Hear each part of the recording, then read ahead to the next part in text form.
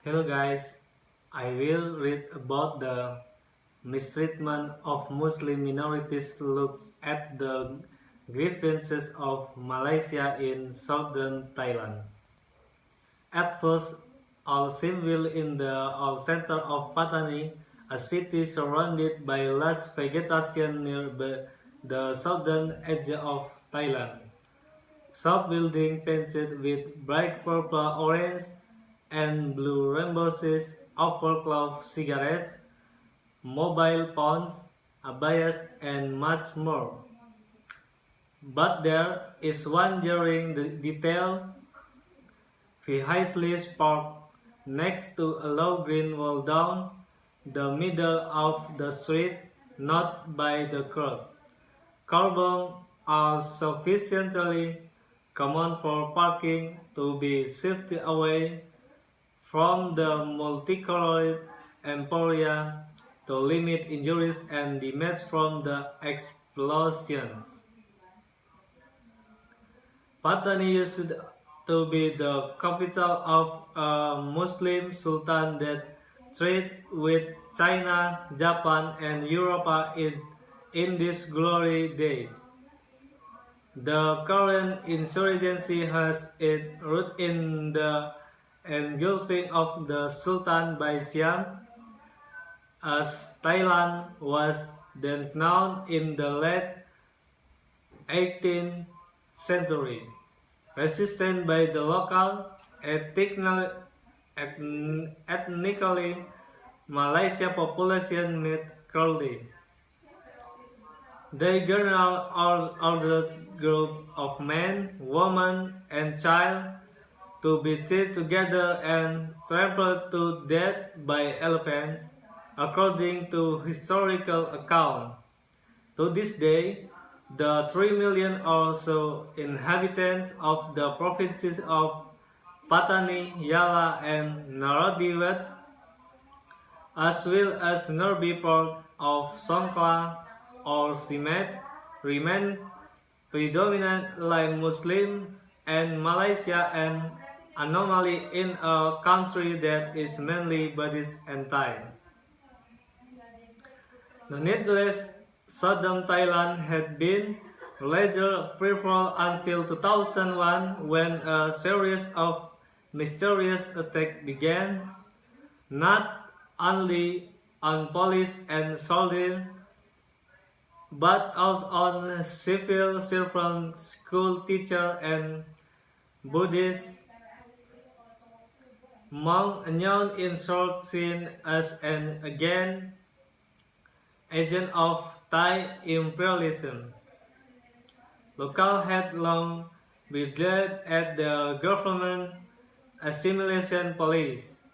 Particular point include its refusal to recognize the Malaysia language or adopt locals speak little else, and its imposition of the region of bureaucrats from elsewhere in the country. One local businessman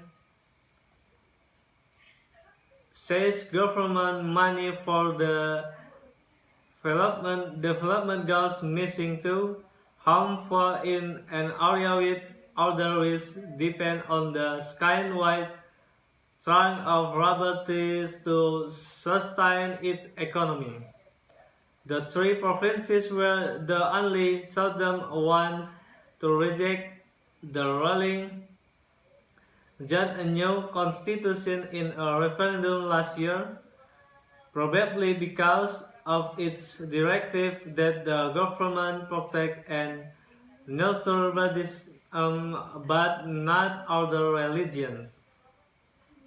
But the main government of Southern is the government extraordinarily have-hand response to what began. At any rate, a sporadic assassination by gunmen riding pillion on motorbikes.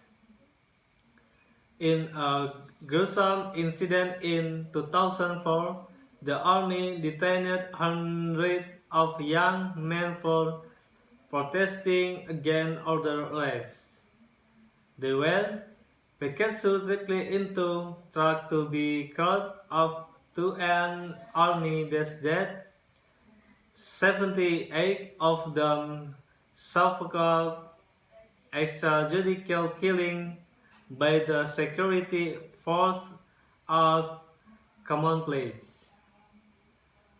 And the Thai government has yet to successfully possess anyone for them. Gauging the scale of a bust is difficult, in part because the authorities of then pay off families of victims to preempt lawsuits.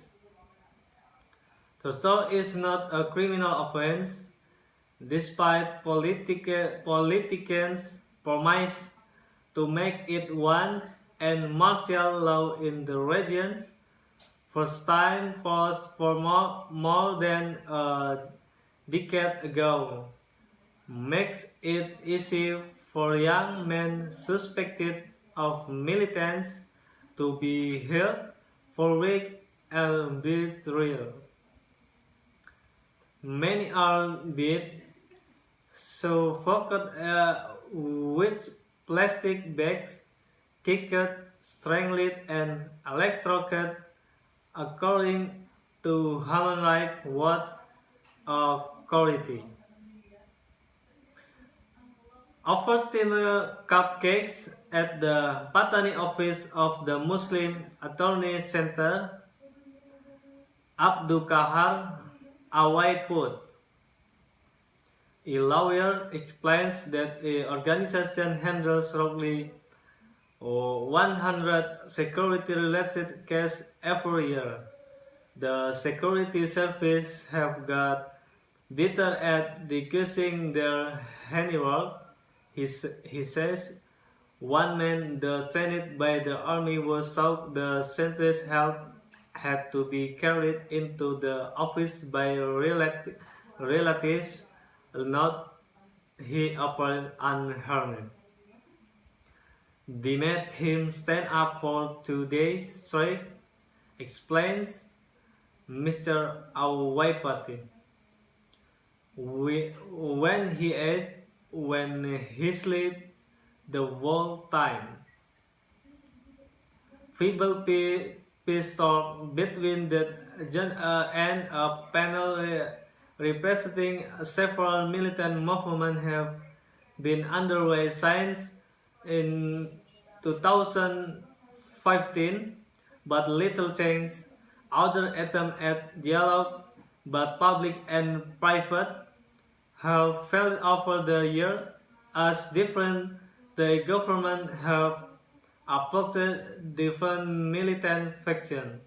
In April, the Barisan Revolusi Nasional, or BRN, the most powerful insurgent group, released a rare statement criticizing the current approach. It called for fresh talk in which it can have a direct role.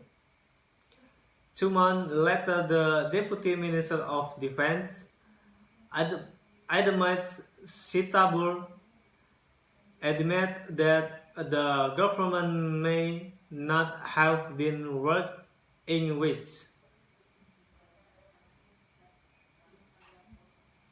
the right dialogue partner, even if the process changed. However, many wonder how interested in peace the generally are. Granting a degree of political autonomy to the religion called forward of a solution, records Sidney Jones of the Institute for Policy Analysis of Conflict, Ading Deng, Aceh, a province at the tip of the Indonesian island of Sumatra, provides an encouraging precedent. Years of violence ended after talk in 2005 gave it a special status within Indonesia and allowed the armed resistance movement to contest local election as a political party. By the same token, in the Philippines, the vast majority of those joining insurgents for autonomy or independence oppose jihadism. Explains Mrs. Jones. The partial nature of the conflict in place such as Patani means that militants have little track with international movement inspired by foreign science of Islamic teaching. This local focus also means that the plight of other Muslim minorities rarely inspires militants from one country to fight in internal conflict elsewhere in the region. Rather, Muslims in several communities view others like them in Southeast Asia rather as they do, say, Palestinians. We have feeling for the global brotherhood of Islam, says says a member of the Patani Provincial Islamic Committee. But we don't want violence, just quit. Thanks for watching and good luck.